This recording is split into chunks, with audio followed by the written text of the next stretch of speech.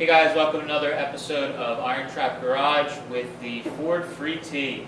So the last time Andrew and Mike were over and they gave me a ton of help getting the panels for both sides roughed in. Those guys were able to kind of cut and fit stuff as I took my time on the wheel and shaping a little bit. And we got two panels that fit okay. I mean, they're at least cleat in place. You can kind of see what's going on, but there were some areas that were still flat, needed more shape in them. But that's something that I can kind of fiddle with here today. And the biggest thing that we're fighting right now is the panel's kind of hitting in a bunch of areas where I have it overlapping the other metal, and it's kind of giving me a false reading on the panel, and it's making it kind of lift off where we don't necessarily need it to. So I'm going to be trimming down our patch panel just a little bit to get rid of some of the excess material that we don't need in the back here as well. And then we're going to get to, hopefully here soon, trimming off the original metal and start getting it sitting flush like we want it to sit to really get a good reading on it. So I'm going to fiddle with that here today, and hopefully we will get at least one side, if not both, to the point of fitting how we want, and maybe even get them tacked in place. So get started.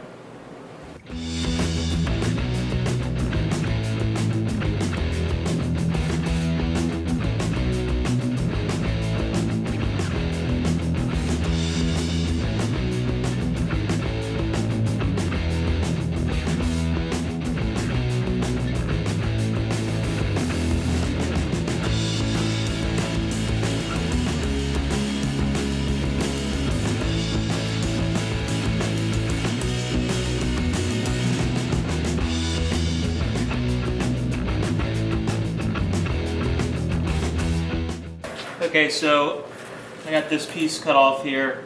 I refit the panel. I think it shifted when I had the guys helping me Quico it in, so I kind of shifted it back to where it needs to be and make some adjustments from there. Now what I'm doing is I marked a couple spots right in here where it's a little low. When you stand back, you can look. The panel's still, on the car here and nice and clean. You can look and see some spots that are a little wavy or a little low where maybe me wrestling the panel around it took it a little out of shape, or when I was wheeling a couple little spots. So I'll usually circle those where they're at. Up in here, it's still off the panel a little bit because it's touching there, but also we're going to be cutting probably way back into here where this weld seam comes down. We're going to be cutting off like all the way down below where I have it Quicoed, because we're going to be welding to that door sill that we made a couple of videos ago. So I'm okay with that being off right there for now. The shape kind of flows, so it looks okay. There's no crazy divots or dives or anything like that. So that's going to come across roughly somewhere in here and get trimmed up like that. And then we're going to leave pretty much the top of this panel where it's at. We're going to cut the body to get rid of that wheel well bead. Mainly, and then that'll sink in up here. Now, one thing that's happening that I am noticing up top here, and I'll get a photo of it for us to drop in somewhere in here, there's a spot where the panel is actually holding itself off of the body, and I could force it in with a finger, so it's okay. It's not real bad. I mean, I could probably force it into shape, but what I've found is when I leave it like that and just force it into shape, then when I go to weld it, it's going to spring and act funny, and then I'm going to have to do a ton more work to hammer and dolly and get it to fit right after I've welded it. So it's better for me to take a little bit extra time, get it to lay and relax onto the panel a little better. That's something that me personally, I've been trying to get better at. It's tough when you have a lot of these projects going on. You can get really impatient and you want to just like kind of manhandle it in place, get it tacked, and you're really happy because you made progress. But then further down the line, when we're getting the car a little closer to being done and doing body work, then you're going to hate yourself for not taking that extra time. So up in here, there's a gap, not real big. I mean, I can maybe just get a portion of the Sharpie marker in there. So that's holding itself off. It's pinned on the ends here, and they fit nice. The Clicos can hold it in place. But here in the center, it is holding itself off. So what I think actually in here is that this material is tight. So when I was wheeling this paddle, I was stretching all in here to get the panel to raise out and have a nice little crown.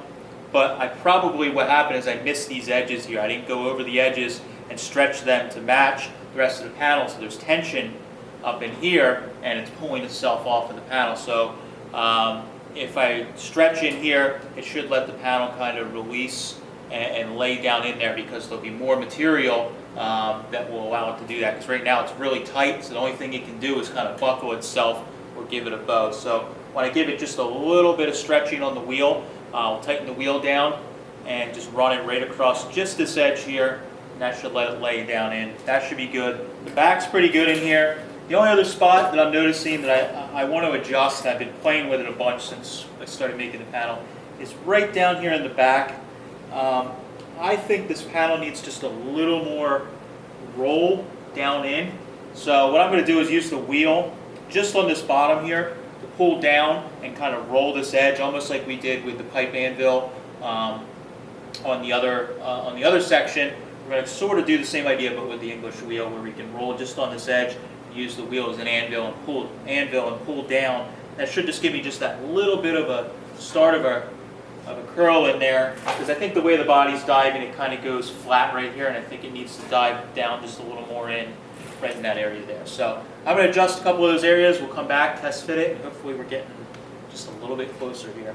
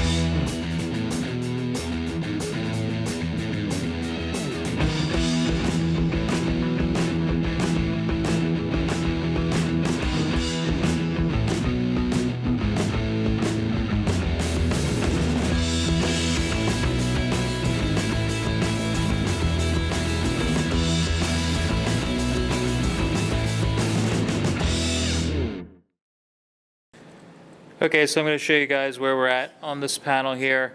I figured I'd take it off the tripod so you can kind of see what's going on here. So this top edge that we were talking about that was hanging off of the panel, it's now nice and tight. Now that's sitting on the bead. It's off of this panel here, but it's touching the bead down on the inside, which is what we want, because we know it'll fall into place once we cut that bead off. So that's good, nice and tight there. What I also did in this area right here, the body starts to actually dive in to the door right there. So the door jamb goes up and it kind of goes in as it goes up here.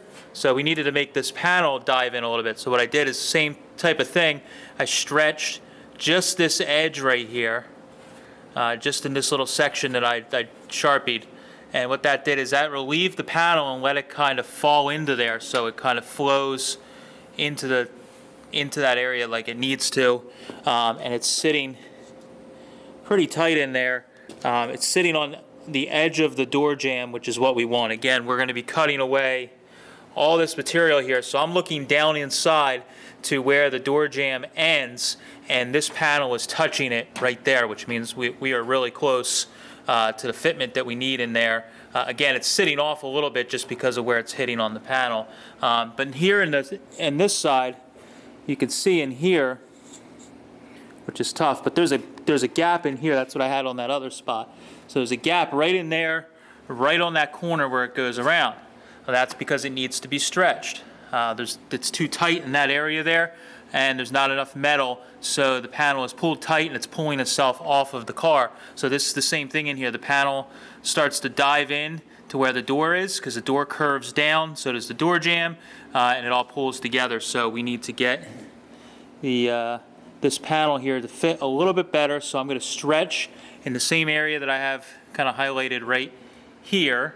We're going to stretch and get that to sit in. Now this door isn't sitting quite right because this is a piece of shit door that from pretty much here down is just sculptured fiberglass. You can see the beautiful mess we have in here. So this thing is just all wavy, and the door is a little twisted down at the bottom here because of the fiberglass. So as I mentioned in the earlier video when I did the door jamb, I built the door jamb so that it flows, and we're going to redo the bottom of this door, if not the whole door, to match the door jamb that I did. So this is pushed in just a little bit right now, but I'm ignoring that just because we'll be getting to that later. Right now we're just trying to get everything around it to fit pretty good. So I'm going to make this area right in here fit pretty good, and then I have to work one more spot before we get back to work. Back here you can see it's hanging off of the car.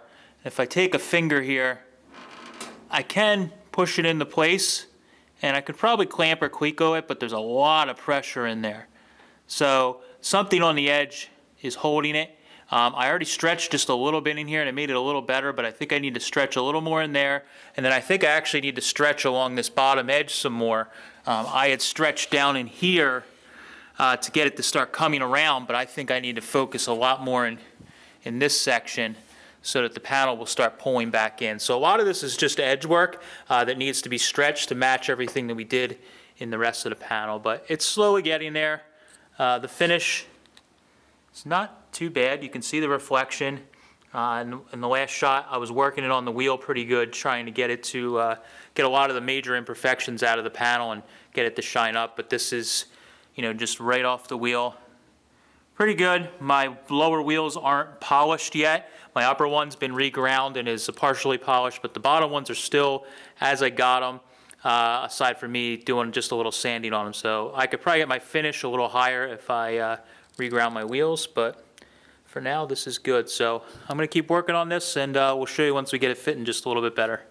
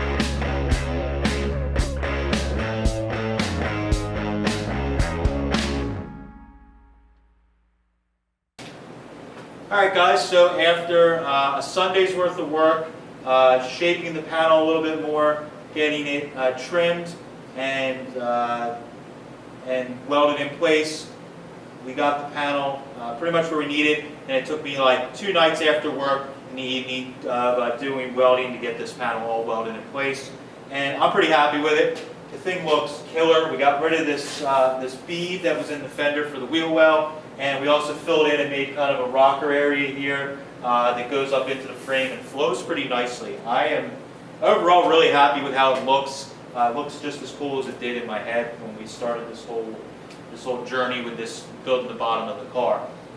Couple things to note real quick. If you guys are thinking about doing a touring like this or building a similar panel, generally when you're welding a panel in, if you can, it's kind of a no-no to weld right in the center of a panel like this, mainly because the panel can kind of get pretty crazy if you're not careful with the warping that can happen, because this is a big flat area here and we were welding right down the center of it. So a couple little notes if you guys are doing this project and you do it this way. I could have made the whole entire panel, but it starts to border on the point of making the whole darn car from scratch, and I'm trying not to do that as hard as I can. So if you're doing this, one thing to keep in mind, make sure that your weld seam is as tight as you possibly can make it.